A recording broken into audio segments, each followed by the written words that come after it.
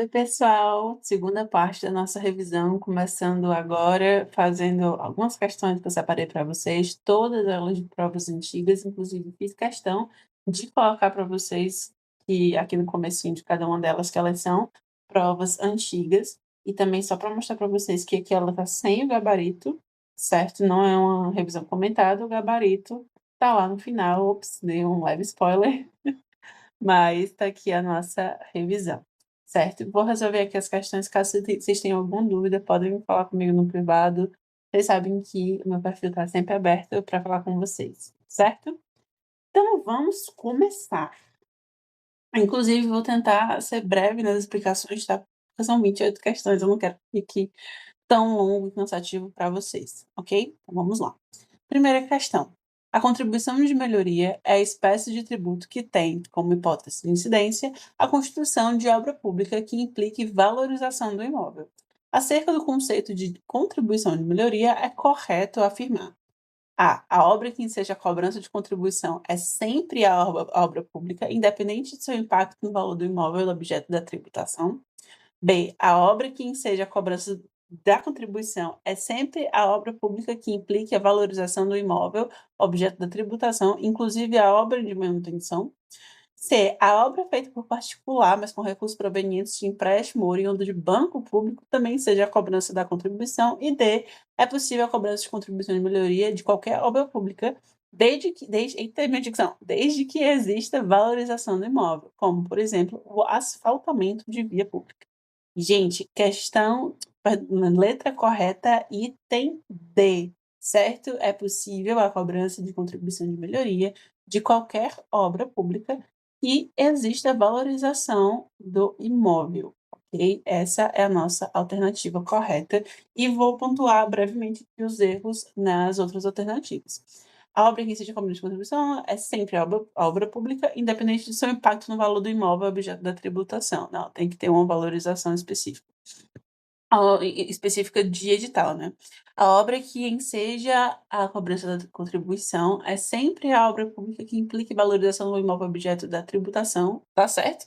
Inclusive a obra de manutenção. Não, tem que ser uma obra específica, uma obra nova e específica que seja proveniente, que resulte nessa valorização, certo? Obra feita por particular, mas com recurso proveniente, essa está errada, né? É especificamente obras públicas, certo? Porque a obra feita com particular, se o imóvel valorizou, o Estado não tem nada a ver, ok? Então, letra correta, item D. Segunda questão. A imunidade tributária sobre livros, jornais periódicos, papel destinado à sua impressão, tem por escopo evitar embaraços ao exercício da liberdade de expressão intelectual, artística, científica e de comunicação, bem como facilitar o acesso da população à cultura, à informação e à educação. O constituinte e contribuinte, acho que detalhe, tá, gente? Isso aqui foi escaneado de uma prova física, então pode ter alguns errinhos por conta disso, mas eu vou passar. Considerando os dispositivos constitucionais sobre a imunidade cultural, assim como a jurisprudência do STF, assinale a alternativa correta. Por isso que eu falei que era tão importante ver as súmulas, viu, gente, por conta disso. Vamos lá. A transportadora que presta serviço de transporte e distribuição de livros está amparada pela imunidade cultural. Quem dera, né? B. A gráfica que presta serviço de impressão de livros está amparada pela imunidade cultural. C. O álbum de figurinhas está amparado pela imunidade cultural.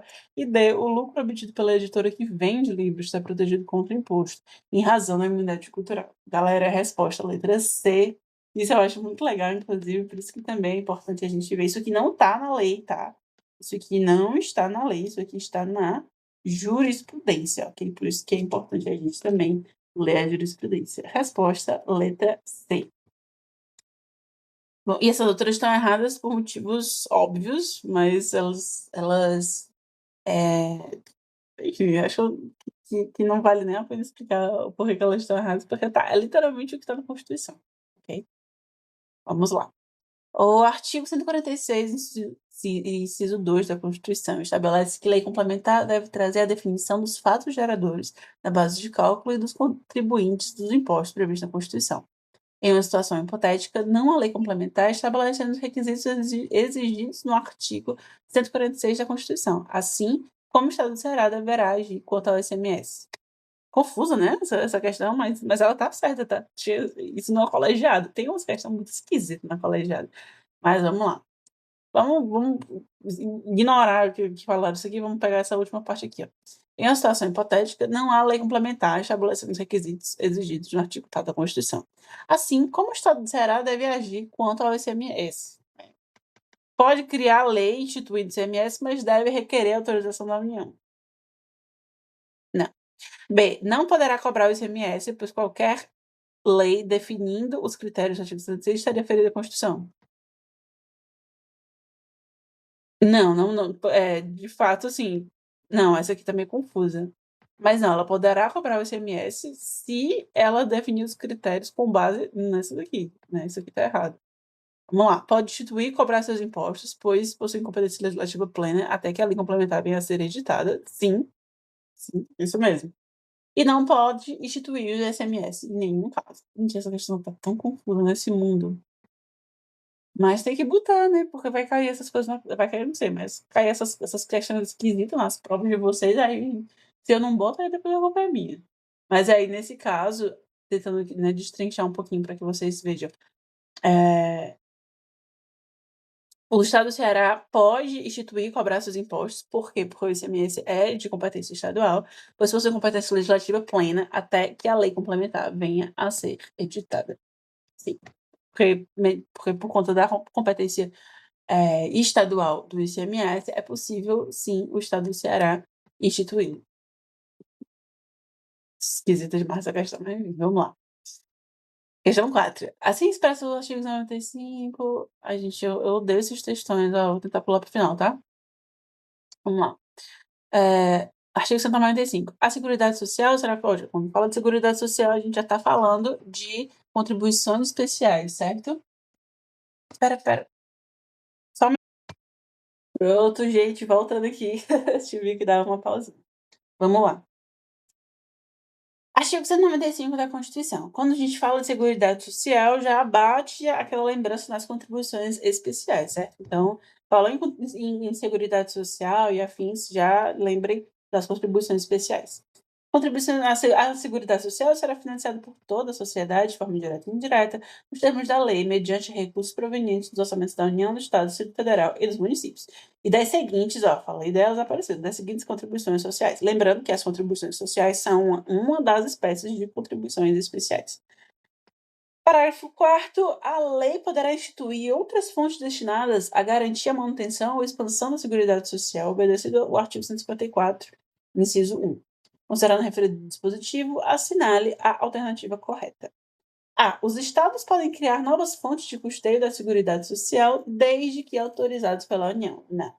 A União pode criar novas fontes de custeio da Seguridade Social mediante lei complementar. Sim, gente, as contribuições sociais, as contribuições em geral, são de competência da União, exclusivamente, certo? Isso botaram um textão imenso para confundir vocês, mas fala exclusivamente da competência para a criação desses tributos, certo? E aí, quando a gente fala de competência dessas contribuições, é sempre a União, ok? Pode criar novas fontes de custeio de seguridade social mediante apenas a lei complementar. Então, não vou nem ler o resto, porque essa fala de Estado, essa do Distrito Federal e essa de municípios, e as três estão erradas por conta disso.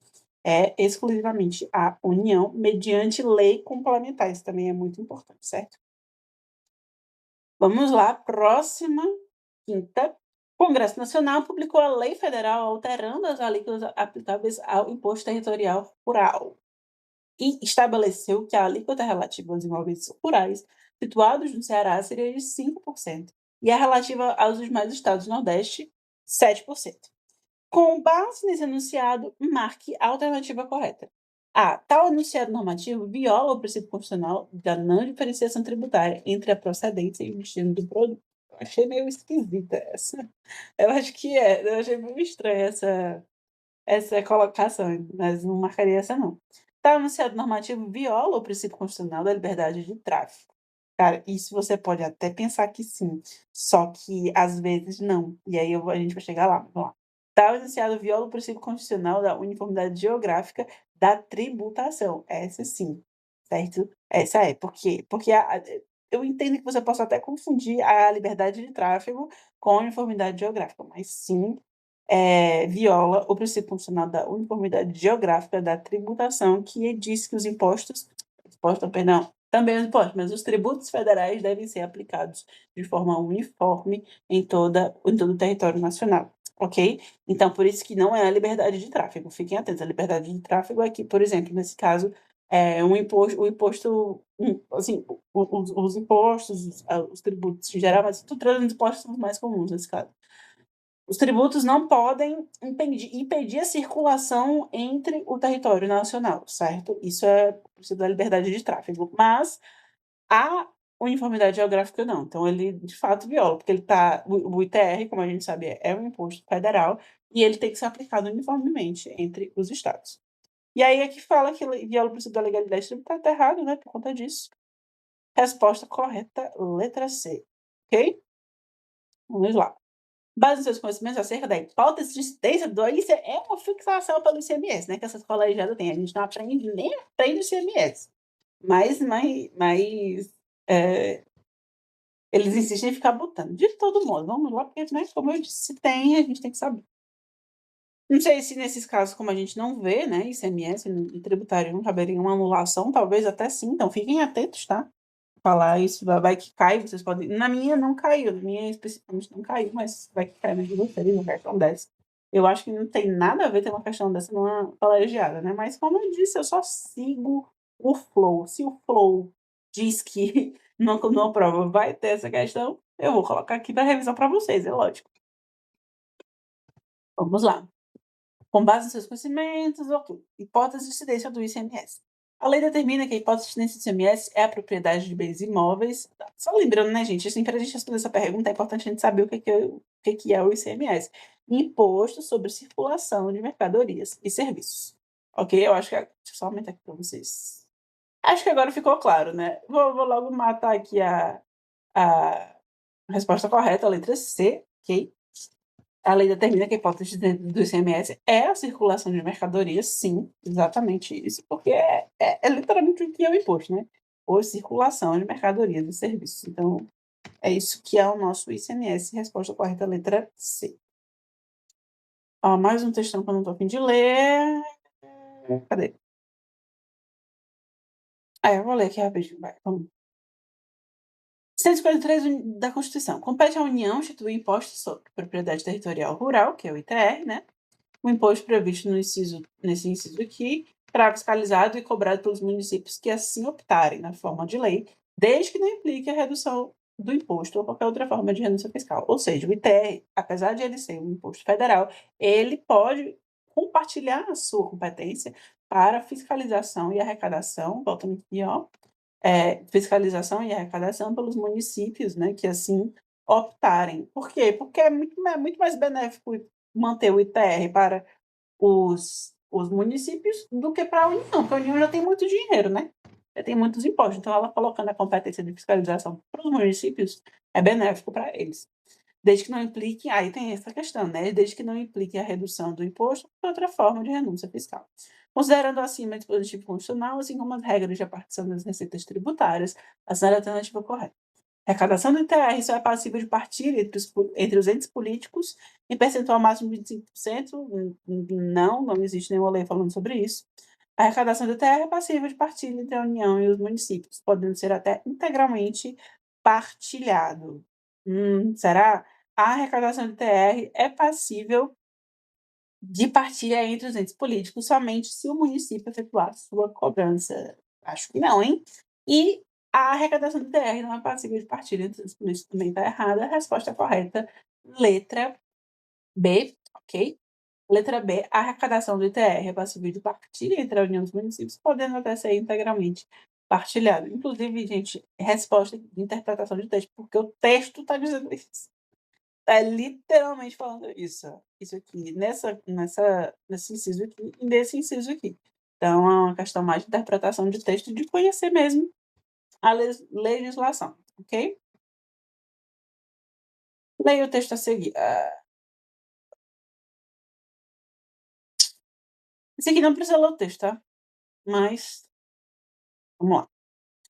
Lei ou texto a seguir. Segundo objetivo visado pela lei de incidência, seja a prover de recursos à entidade arrecadadora, seja induzir comportamentos, disse que os tributos têm finalidade arrecadatória ou fiscal ou finalidade regulatória ou extrafiscal. Assim, se a instituição de um tributo visa principalmente a abastecer de recursos os cofres públicos, ou seja, a finalidade da lei é arrecadar, eles identificam como tributo de finalidade arrecadatória. Sim, ok. Nenhuma novidade por aqui. Com a imposição não se deseja arrecadar, mas estimular ou desestimular certos comportamentos por razões econômicas, sociais, saúde, etc., disse que o tributo tem finalidades extrafiscais ou regulatórias. Isso é trecho de doutrina, gente, para dizer o conceito de um tributo fiscal e extrafiscal, ok? Que a gente, né, já viu demais nessa nossa vida de gente, ok? Considerando o entendimento doutrinário acima indicado, assim como a vigente Constituição Federal, assinale a alternativa correta. O imposto sobre importação, o imposto sobre exportação, o imposto sobre produtos industrializados e o imposto sobre serviços são, via de regra, extrafiscais. Será? Vamos lá, vamos além. Imposto, importação e exportação, produtos industrializados e serviços são, via de regra, extrafiscais. Rapaz, acho que não é não, mas tudo bem, vamos prosseguir.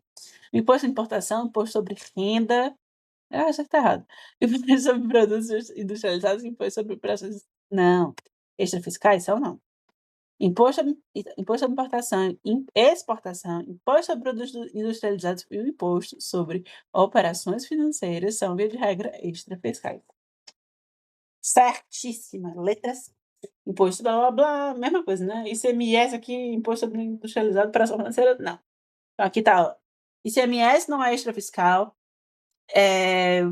Imposto de renda não é extrafiscal. Imposto sobre serviço também não é extrafiscal, certo? Esses são os erros dessas outras alternativas. Resposta correta. Letra C de casa. Isso aqui. Ok. Tudo ok, galera? Show? Beleza. Eu falando sozinha. Amo. Vamos lá. Determinado município ajuizou ação judicial visando a retirada do valor do tributo ICMS da conta de energia de suas repartições públicas, sobre o argumento de ser beneficiário da imunidade recíproca enquanto ente político que é. Considerando a hipótese da situação acima, assinale a alternativa. O povo velho gaiato. Mas vamos lá. Essa é a alternativa correta. A ação ajuizada pela municipalidade deve ser julgada procedente, pois a imunidade recíproca abrange qualquer pessoa jurídica de direito público. Não. A ação ajuizada pela municipalidade deve ser julgada procedente, pois a imunidade recíproca abrange também pessoa jurídica de direito privado. Essa aí tá louca, né? Enfim. Assim, a ação ajuizada pela municipalidade deve ser julgada improcedente, pois a imunidade recíproca não abrange contribuinte de fato, como na situação narrada. Exatamente. Se a gente for, inclusive, para a Constituição, deixa eu entrar aqui rapidinho para vocês darem uma olhada sobre a imunidade. 150, inciso 6, aqui. Sem prejuízo às garantias, é vedado à União, Estados Federais e municípios, ok? Instituir impostos, ou seja, isso aqui já é imunidade, certo? Instituir impostos sobre patrimônio, renda ou serviços. Isso é imunidade recíproca, tá? Os entes políticos não podem instituir impostos sobre patrimônio, renda ou serviços uns dos outros. Aqui, nesse caso, se a gente for analisar, o município ajuizou a ação da conta de energia de suas repartições públicas sobre o argumento de ser beneficiário da imunidade recíproca, enquanto ente político. Só que aqui, novamente, é apenas a repartição pública. Considerando a hipótese, a alternativa correta é essa mesma, tá? A ação ajuizada pela municipalidade deve ser julgada improcedente, pois a imunidade recíproca não abrange contribuintes de fato, apenas dos contribuintes de direito, como a situação blá blá blá. Aqui também está errada. Essa daí porque não abrange todo o ente político, não. Apenas o contribuinte de direito, certo? E não o contribuinte de fato. Show! Vamos lá, então. Próxima questão. Questão 10. Essas também eu acho um porra, dessas questões de afirmativa 1, 2 e 3, né? Vamos lá. Afirmação 1. A vigência no espaço e no tempo da legislação tributária rege-se pelas disposições legais aplicáveis exclusivamente às normas jurídicas de direito público. Afirmação 2, os princípios. Acho que eu vou fazer logo, respondendo logo, né? Melhor do que eu ficar lendo tudo. Então vamos lá de novo. A vigência no espaço e no tempo, lembrando que a vigência é diferente da eficácia, ok? A vigência no espaço e no tempo da legislação tributária rege-se pelas disposições. Eita, meu Deus! Pelas disposições legais aplicáveis exclusivamente às normas jurídicas de direito público. Falsa. Eu. Falsa. Sim, galera, essa tá falsa. A vigência não é especificamente as normas de direito público também não, as de direito privado também. Sim, isso mesmo. Afirmação 2. Os princípios gerais do direito privado utilizam-se para a pesquisa da definição. O conteúdo do alcance dos institutos, conceitos e formas, mas não para a definição dos respectivos efeitos tributários. Sim, sim, justamente. Os princípios gerais do direito privado, ele rege-se apenas do direito privado, não nos efeitos tributários, porque o direito tributário é o direito público. Certinho. Afirmação 3, na ausência de disposição legal expressa, o emprego da equidade pela autoridade administrativa poderá resultar na dispensa do pagamento. Muito errada, muito, muito, muito errado. Isso é texto de lei, gente. Muito, muito errado. Não dispensa. A equidade, ela pode ser aplicada em último caso, inclusive, quando a gente lê, eu esqueci agora de cabeça qual que é esse artigo. Achando melhor de revisão. A gente pode aplicar a equidade, mas em último caso, e especificamente a equidade não dispensa. Ai, agora eu preciso achar esse artigo. Vai ficar muito bom. Depois você me lembra aqui de cabeça, eu acho que eu. 112. Não, tá aqui, achei. Achei. Pronto, ó. É esse artigo aqui, tá, galera? Vou até aumentar aqui pra você. 108. Aqui. Na ausência de disposição expressa, a autoridade competente para aplicar a legislação tributária utilizará sucessivamente na ordem indicada analogia, princípios do direito tributário, direito público e equidade. O emprego da equidade não poderá resultar na dispensa de pagamento de tributo devido. Está aqui no artigo 108, parágrafo 2º, ok? Então, falsa, né? Verdadeira e falsa. Letra B, a letra correta. Ok? Vamos lá, questão 11. De acordo com as disposições constitucionais sobre a repartição das receitas tributárias, pertencem aos estados e ao Distrito Federal o produto da arrecadação de qual imposto da União? A gente acabou de ver em uma questão mais para cima, né? Mas isso pode, inclusive, confundir, certo? Vamos lá. Imposto exportação, importação, imposto sobre propriedade territorial rural e imposto sobre renda e proventos de qualquer natureza incidente na fonte sobre rendimentos pagos pelo Estado de sua autarquia e fundação. Gente, então, o gabarito é a letra D, né? Agora eu fiquei em dúvida.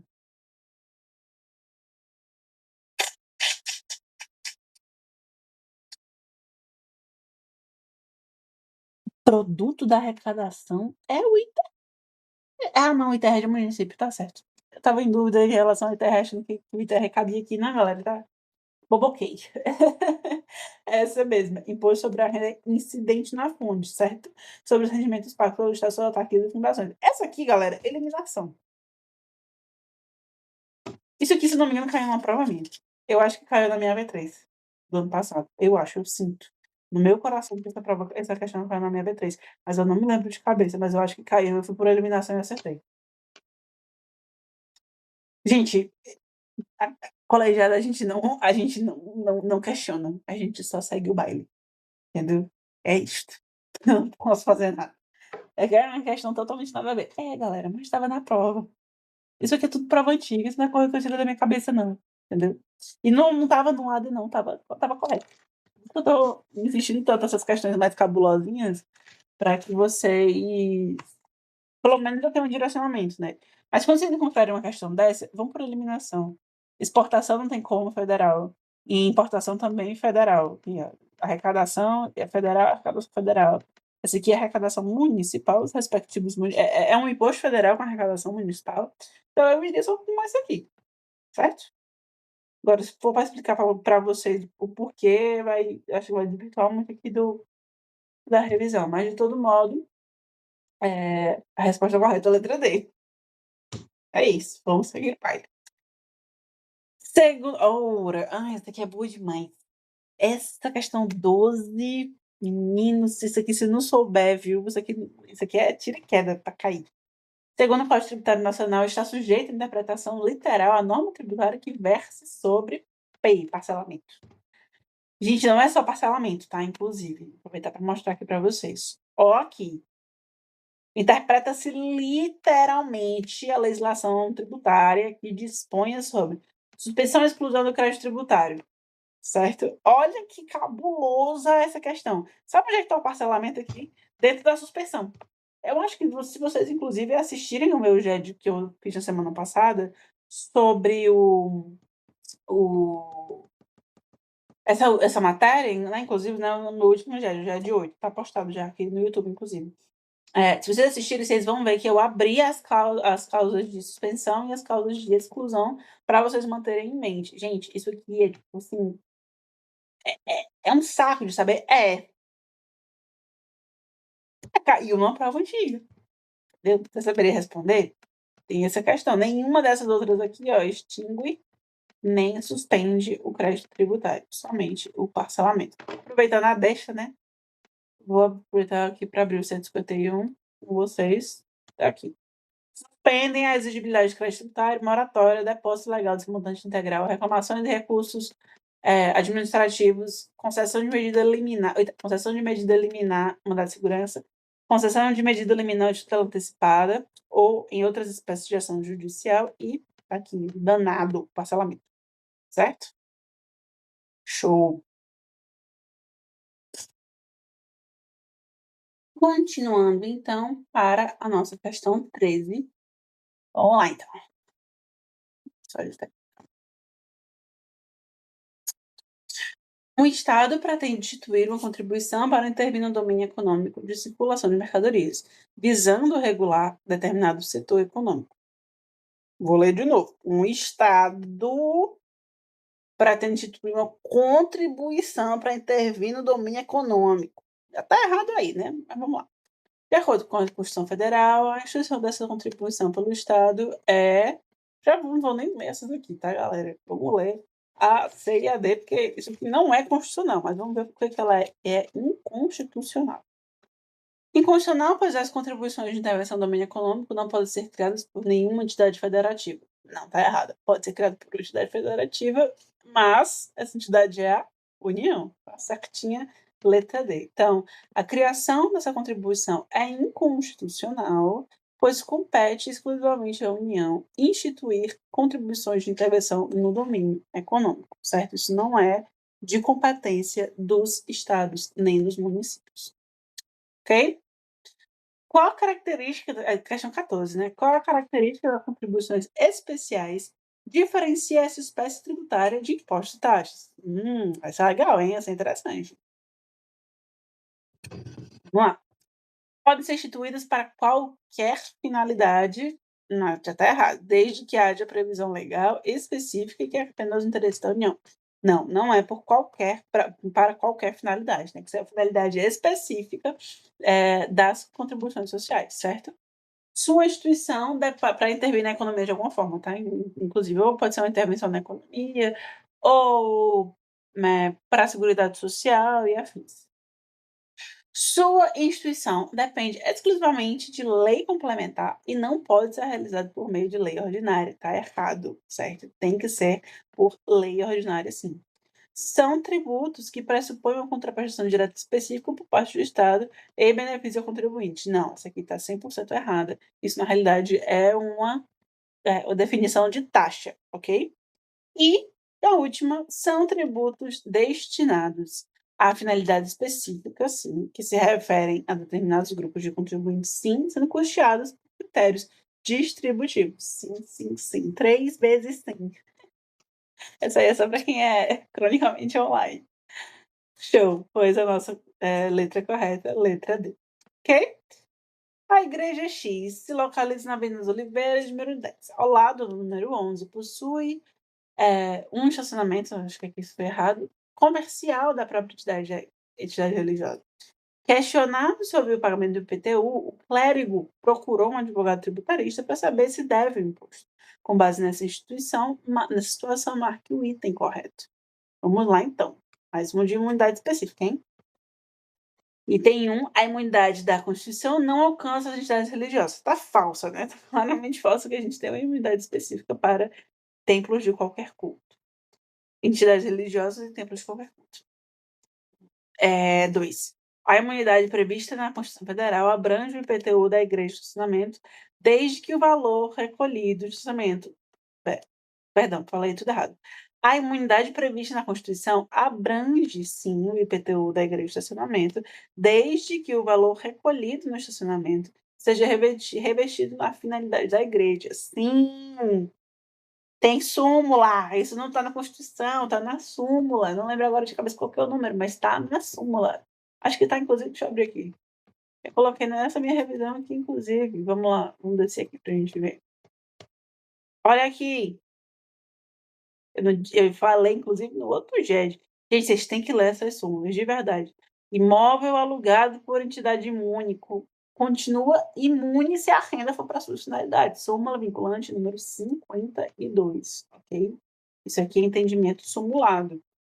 Item 3, a imunidade prevista na Constituição abrange o IPTU da igreja e do estacionamento em qualquer caso. Não, não é em qualquer caso, é apenas nesse caso aqui previsto que a gente viu aqui. Abrange a igreja, abrange a igreja em qualquer caso, né? Se for um templo de qualquer culto ou uma entidade religiosa, mas o estacionamento apenas se for revertido na finalidade da igreja. Então, apenas o item 1 e apenas o item 2, perdão, está correto. Gabarito, item A. 16. Sobre a imunidade tributária dos templos de qualquer culto, é mais uma. Qual das seguintes afirmativas é verdadeira?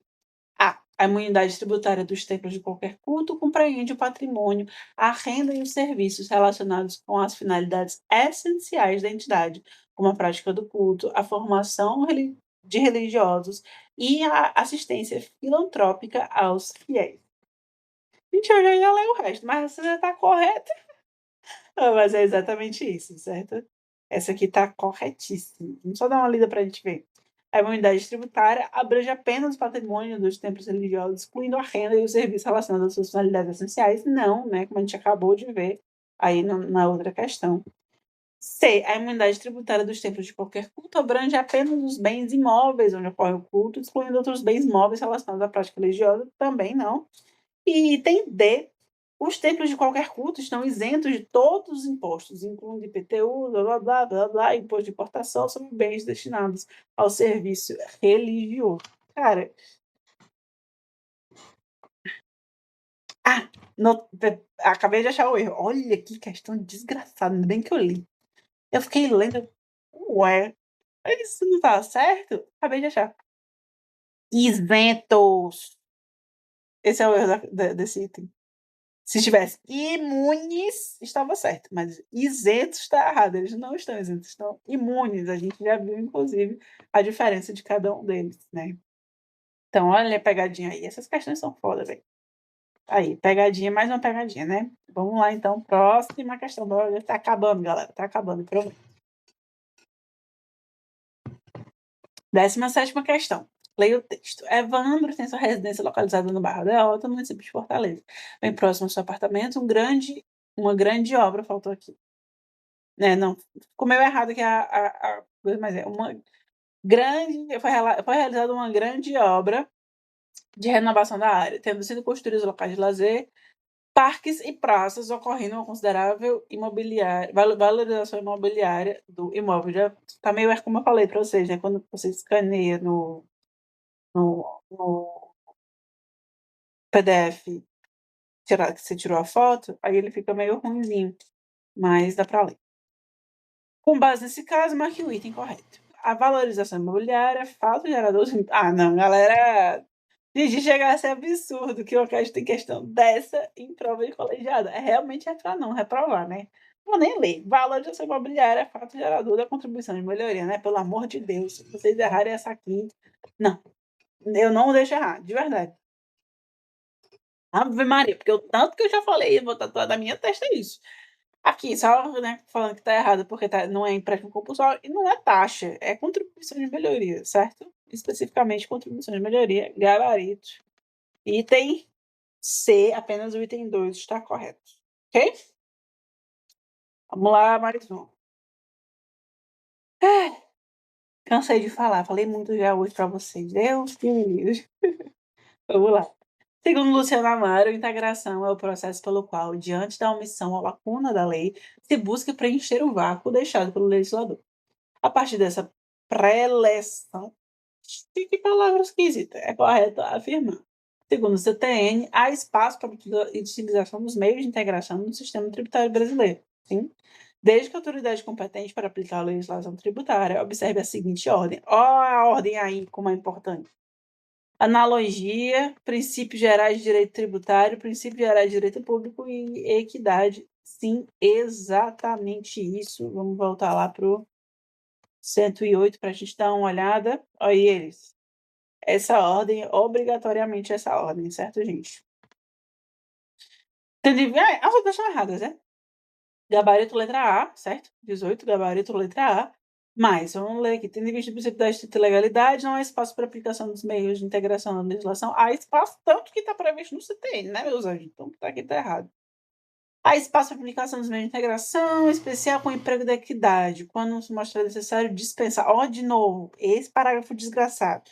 Dispensar parcialmente do tributo devido, por meio imperativo de justiça fiscal definida a critério da autoridade competente. Tudo errado, tudo errado, tudo errado. Não, não, não. Há espaço para aplicação dos meios de integração do sistema tributário brasileiro, em especial com o emprego da analogia, quando a lei for omissa, né? Acho que faltou aqui, é omissa na fixação de alíquotas e bases de cálculo. Não, não, em relação a alíquotas e bases de cálculo, não se aplica analogia também, não, certo? Ó, aqui, ó. O emprego da analogia não poderá resultar na exigência do tributo, não poderá resultar na exigência do tributo, não previsto em lei. Também tem isso, certo?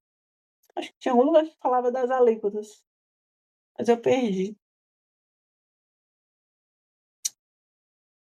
Eu perdi o artigo que falava sobre isso, mas a gente tem também uma parte da legislação que fala sobre essa questão aqui, ok? Então, voltando aqui, gabarito 18, letra A. Show. O CTN define o imposto no artigo 16 por base na situação que desencadeia a obrigação tributária. Sobre os impostos, identifica as alternativas verdadeiras. Vamos lá. Então, show. Vamos lá, então. O montante devido de um imposto é dimensionado com referência às expressões de riqueza do contribuinte, como o valor venal da propriedade ou o valor da operação na circulação de mercadoria. Verdadeiro.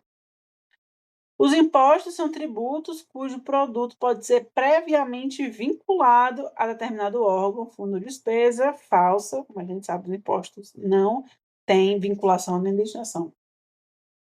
Item 3, a destinação dos impostos é estabelecida pela lei instituidora do tributo, também não. A destinação dos impostos não é definida por lei, ele não é destinada a nenhuma finalidade específica. Vide exceções, certo? Por favor, temos exceções. Lembrando das exceções, tudo é as exceções, está lá no meu slide.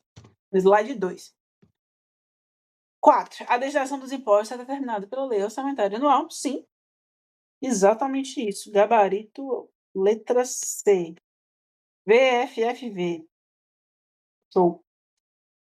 Questão 20. O município de Fortaleza, em 30 de agosto de 2018, publicou lei instituindo novos critérios de apuração de créditos e infrações tributárias, bem como ampliou os poderes de investigação das autoridades administrativas.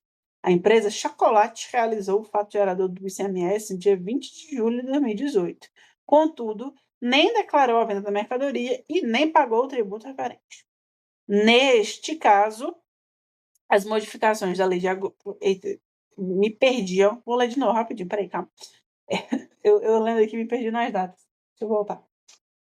30 de agosto de 18, publicou novas leis, bem como blá blá. Em 20 de julho de 2018, realizou a gerador do ICMS. Contudo, nem declarou a venda da mercadoria e nem pagou o tributo referente. Em 20 de julho, né? E aí a lei foi em 30 de agosto. Ok. As novas modificações da lei de agosto já passam a valer para os facializados? Não, tá doido? Isso aqui não retroage não. Claro que não. Como se trata de norma interpretativa, será aplicada a mais benéfica ao contribuinte? Não, não se trata de norma interpretativa não. Como se trata de norma interpretativa de novo, como se trata de norma interpretativa, será aplicada a mais prejudicial ao contribuinte? Meu Deus, não, também não, tá errado. E a nova lei não poderá atingir fatos geradores ocorridos antes da sua publicação. Isso diz respeito ao princípio da irretroatividade. A lei não retroage, ok? Então, gabarito, item D. Vamos lá, mais uma. 21. Se o cidadão pratica atividade. Oh, esse assunto que eu adoro. Se o cidadão pratica atividades ilícitas com consistência econômica, deverá pagar o tributo sobre o lucro obtido, para não ser agraciado com tratamento desigual frente às pessoas que sofrem consciência tributária sobre os ganhos provenientes do trabalho honesto ou da propriedade legítima. Sempre falei isso para vocês, sempre. Não, né? Eu ia falar depois da questão, mas eu já vou falar logo agora, aproveitando essa deixa. Sempre falei, né, pecúnia não olê, o dinheiro não tem cheiro para não beneficiar o criminoso, gente. Não tem sentido beneficiar o criminoso, certo? Voltando. A definição doutrinária do fato gerador é interpretada.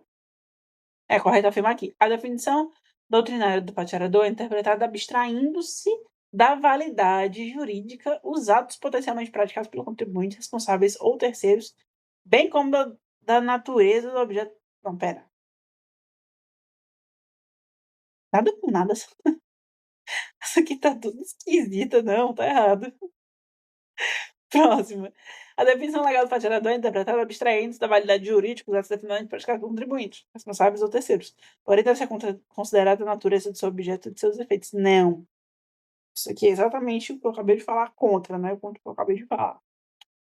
C. A definição legal do fato gerador é interpretada abstraindo-se da validade jurídica dos atos efetivamente praticados pelos contribuintes, responsáveis ou terceiros, bem como a natureza do seu objeto ou de seus efeitos. Exatamente. Abstraindo-se, ou seja, não importa.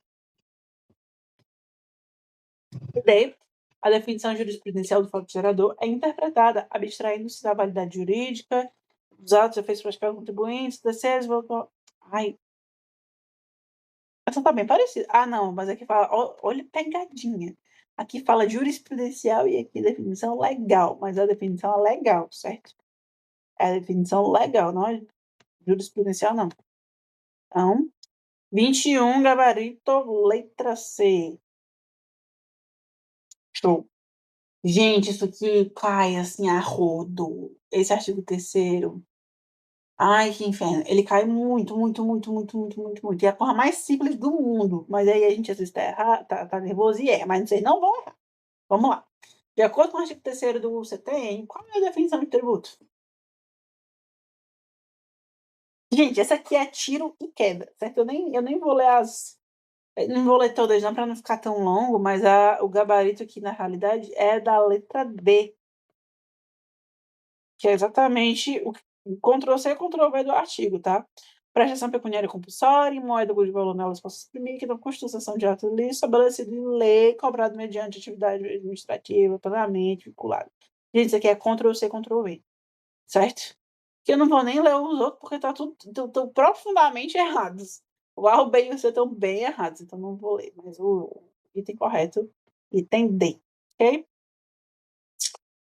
João recebe em sua residência notificação para pagamento de um valor ao Estado, em razão de suposto desrespeito à legislação do trânsito.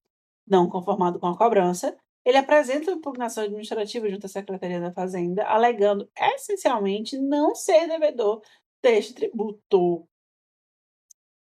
Aí, considerando a situação hipotética acima, pode-se afirmar: a cobrança recebida por João não apresenta condição legal para ser caracterizada como tributo, pois constitui sanção de ato ilícito. Certa, certa, certa, muito certa, absurdamente certa.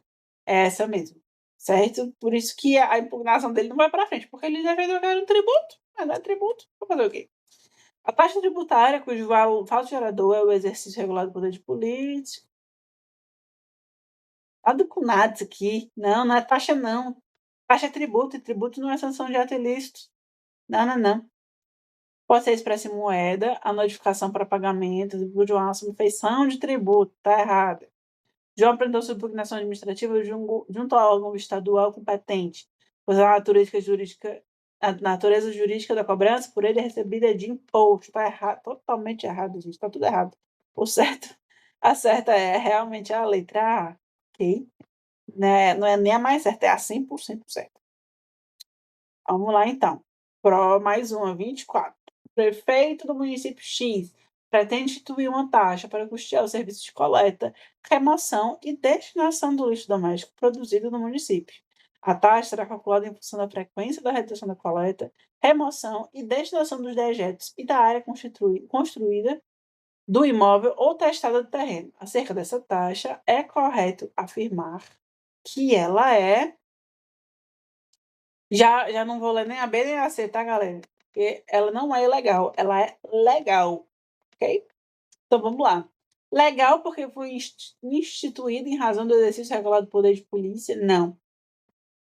Serviço público, galera. Isso aqui, poder de polícia não é não, serviço público. Certo? Não é poder de polícia. Isso aqui só tá errado por conta disso. Legal se houver equivalência razoável entre o valor cobrado, contribuinte e o custo individual do serviço que lhe é prestado. Sim, essa mesma, certo? Gabarito, letra C. Ela é 100% legal, 100% constitucional, certo? É específica, divisível e cobrada a partir de um serviço público. Todos os requisitos aí da taxa. Tô segurando o gloss de novo, gente. Eu tenho até um tique de. Eu fico assim, ó. Quando eu tô na câmera, eu fico rodando assim, falando e rodando. Show, vamos lá. 25. Tá acabando, gente, tá acabando, prometo.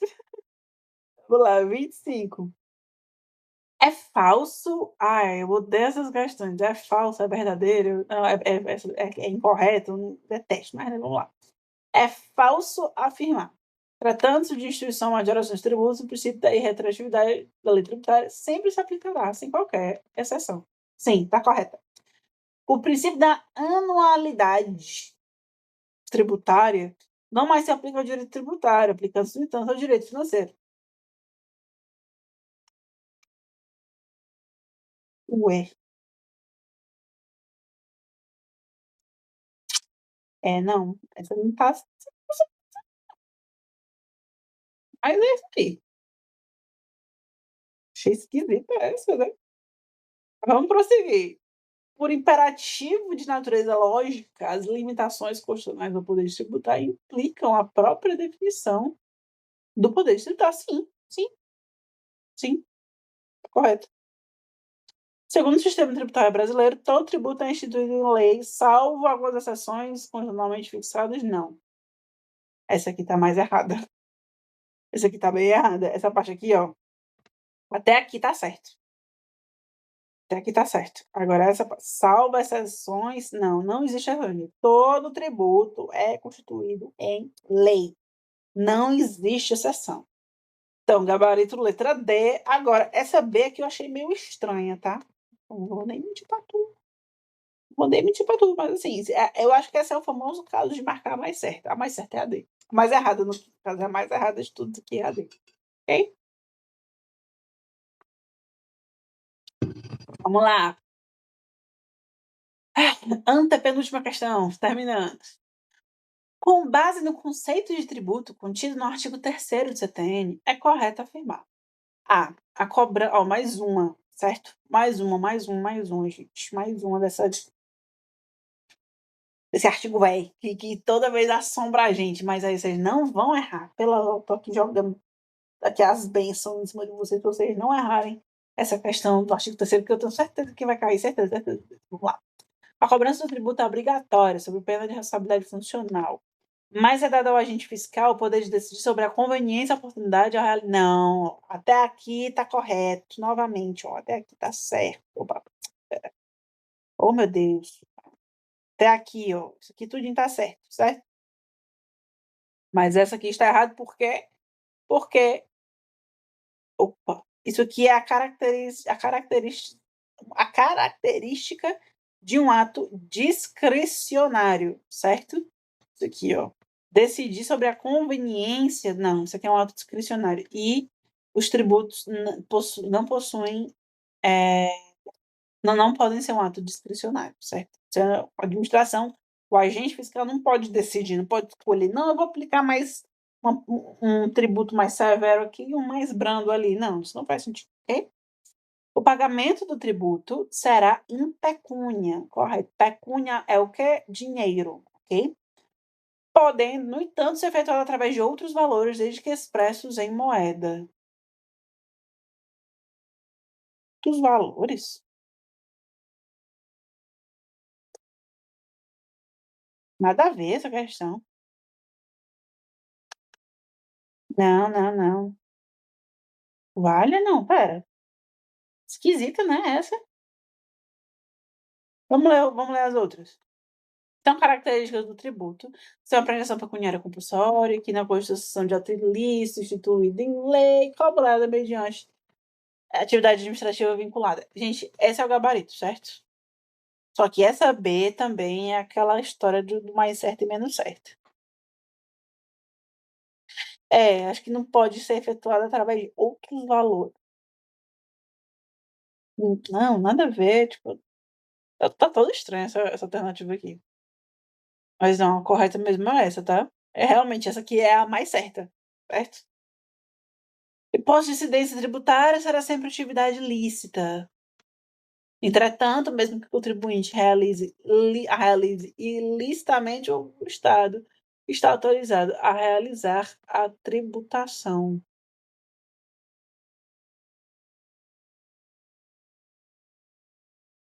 Pensando, hipótese de incidência tributária será sempre sim,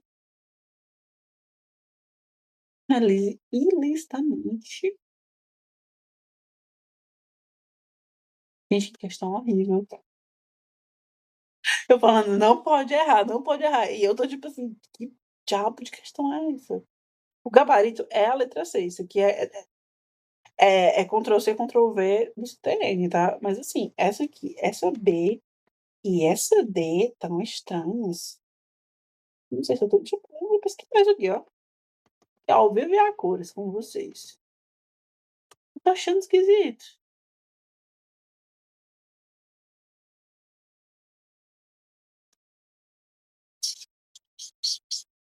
É, o que eu pensei, eu entendi aqui o que ele quis dizer, mas o que eu pensei na realidade é que a hipótese de incidência não necessariamente a hipótese de incidência está prevista na lei, né.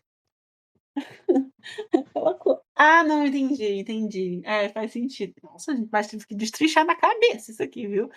Porque a hipótese de incidência fez sentido agora, colocando, por exemplo, que o imposto de renda. A hipótese de incidência do imposto de renda é auferir renda. Você pode auferir renda de forma lícita ou ilícita, é isso. Só que aí que tá, a hipótese de incidência em si, ela é lícita, auferir renda é lícito. Então, o modo que você auferiu renda que foi ilícito, entendeu? Por isso que eu tinha pensado inicialmente, que poderia estar certa, né. Mas enfim, essas questões esquisitas de arbitrez, galera. Aí faz sentido, será sempre atividade ilícita, tipo, circulação de mercadorias, pode estar circulando uma mercadoria ilícita, né, também tem essa questão. Você pode ter, por exemplo, para pagar IPTU, você pode ter adquirido aquele imóvel de forma ilícita. É, assim faz sentido, mas aí mesmo assim tem que destrinchar muito, eu achei essa questão. Mas correto, assim, essa aqui ela tá fácil, porque isso aqui é texto de lei, né, que a gente já cansou de ver. Mas gabarito da 26, letra C. 27, vamos lá, penúltima. Assinale a opção correta acerca da competência tributária. A. É lícita a delegação de competência tributária de uma pessoa jurídica de direito público interno a outra? Não, não, não. B. O ente federado titular da competência tributária poderá transferir as atribuições de arrecadação, sim, cobrança, sim, e fiscalização também, de tributos a uma outra pessoa jurídica de direito público, como a gente inclusive viu no caso do ITR, né. A gente viu exatamente isso, a transferência de competência, a transferência de atribuição para de forma limitada, certo? E é de forma limitada, mas é exatamente isso. 27, letra B, vamos só ler o resto. A União, os Estados e o DF têm competência para instituir impostos não previstos expressamente na Não, desde que sejam não cumulativos e não tenham fato gerador. Não, não, não, não. Não tem competência para instituir impostos não previstos na Constituição, não. Não, tem não. Para isso a gente tem o imposto residual, né, que ele já existe aí justamente para que você utilize dele para alguma coisa, mas não tem para instituir impostos não previstos expressamente na Constituição, não. E o ente federado, titular da competência tributária, não poderá transferir a função de arrecadar tributo à pessoa jurídica de direito privado. Pode, pode, é o caso do Sistema S, como a gente viu, né, inclusive bastante. O Sistema S, ele faz essa, não só o Sistema S, mas algumas entidades privadas que contribuem com a sociedade, contribuem com a economia, podem sim ter função de arrecadar tributo. Mas, assim, em casos muito especiais, muito, muito, muito mesmo. Mas podem. Inclusive, acho que está no mesmo slide. Depois em uma olhadinha. Vamos lá, então. Próxima e última questão, que parecia impossível. 1 hora falando aqui para vocês. Vamos lá, então. 28. Determinado estado da federação, assolado por 6 anos consecutivos de seca extrema em sua região, resolve instituir o empréstimo compulsório. Olha ele aí. Por meio de por calamidade pública. Passando a cobrar seu novo tributo.